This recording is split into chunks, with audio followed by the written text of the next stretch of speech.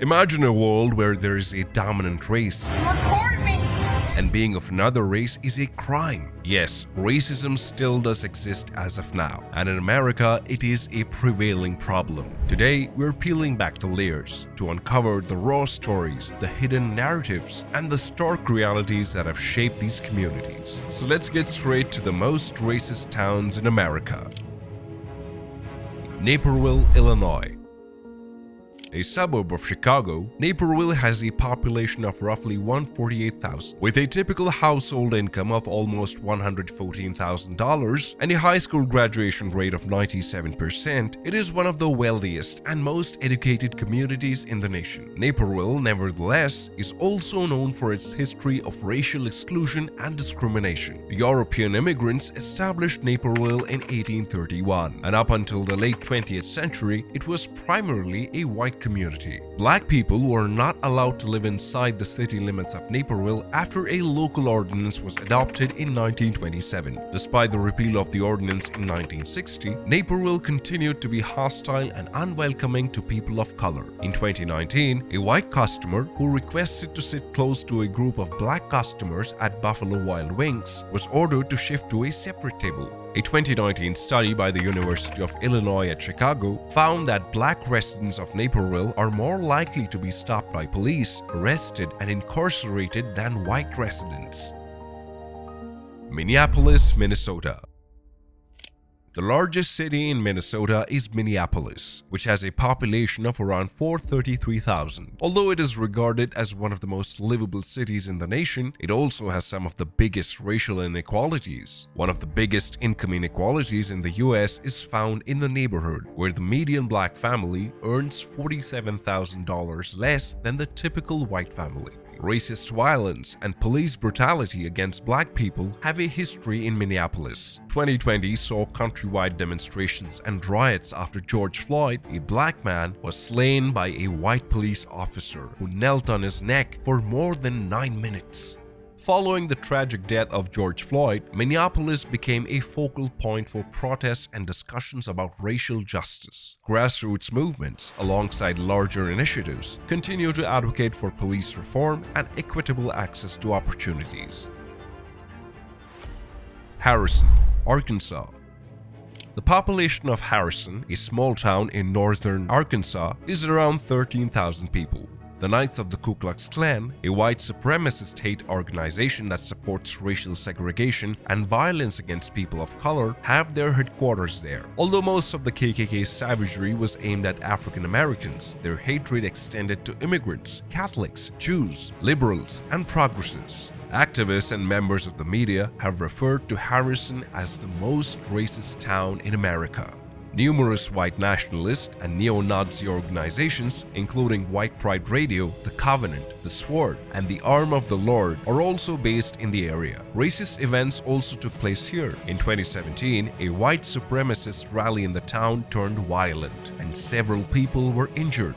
The town has also been the site of cross burnings and other hate crimes. However, it's important to note that Harrison is not defined solely by its past. In recent years, there have been efforts to address these issues and combat racism within the community. Local residents, activists, and organizations have taken steps to challenge the town's reputation and work towards reconciliation and progress, such as taking down racist billboards and banners. Vidor, Texas. Southeast Texas Vidor is a small town with a 10,000-person population. It is well known for being a sundown town, a term used to designate communities that upheld racial segregation by barring black residents after sundown. In the 20th century, Vidor was a KKK, Ku Klux Klan stronghold that fought racial integration until the 1990s. A federal judge ordered 60 black families to live into its public housing buildings in 1993, but the majority of them left after encountering intimidation and harassment from white residents.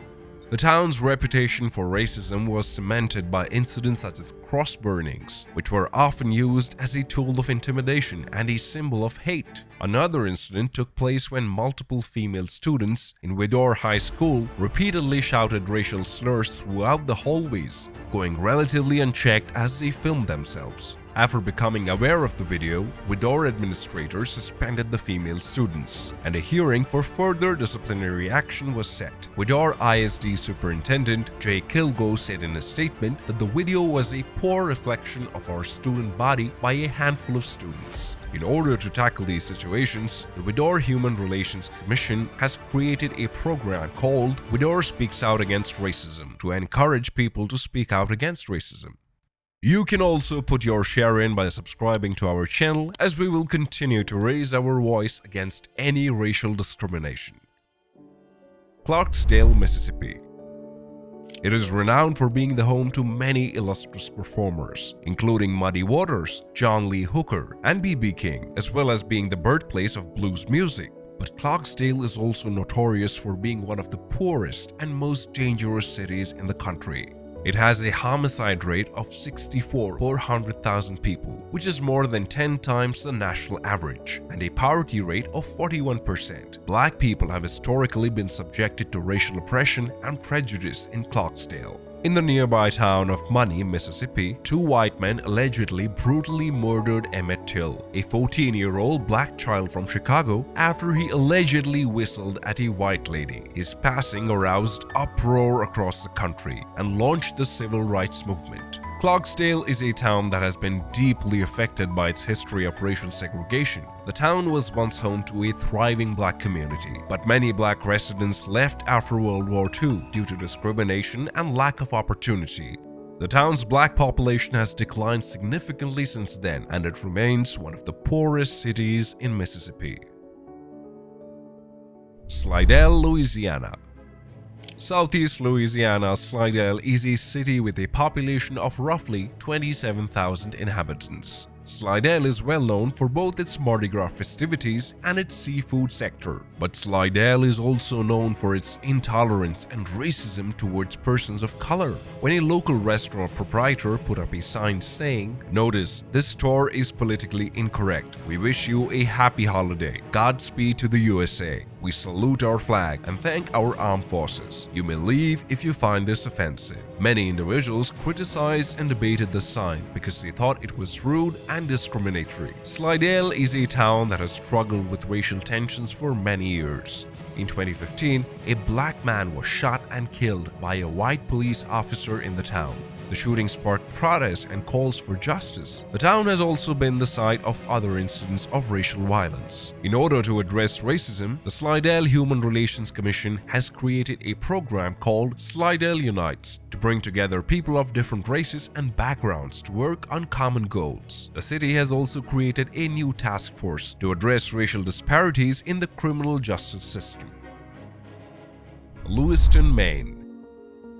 Lewiston is the second largest city in the region and the location of famed liberal arts college Bates College. However, racism and xenophobia, particularly toward immigrants and refugees, have a history in Lewiston and still exist today. The mayor of Lewiston addressed an open letter to the Somali community in 2002, requesting them to leave the city because they were saturating its resources and culture. During Ramadan, a holy month for Muslims, a group of white nationalists tossed a pig's head into a mosque in 2006 in what was deemed to be a racially motivated incident. In 2018, a white man killed a black man in a park. According to Google data, Lewiston is the 14th town with the most frequent N-word searches. Neo-Nazi group Nationalist Socialist Club 131 held a march in Lewiston, Maine in 2022, drawing condemnations from local leaders and the Muslim community. The Council on American Islamic Relations, CAIR, racism is a complex problem and there is no easy solution.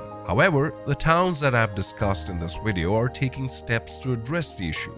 By continuing to work together, we can progress in combating racism and creating a more just and equitable society. I hope this effort of ours will further help eradicate racism. If you like this video, please like and subscribe.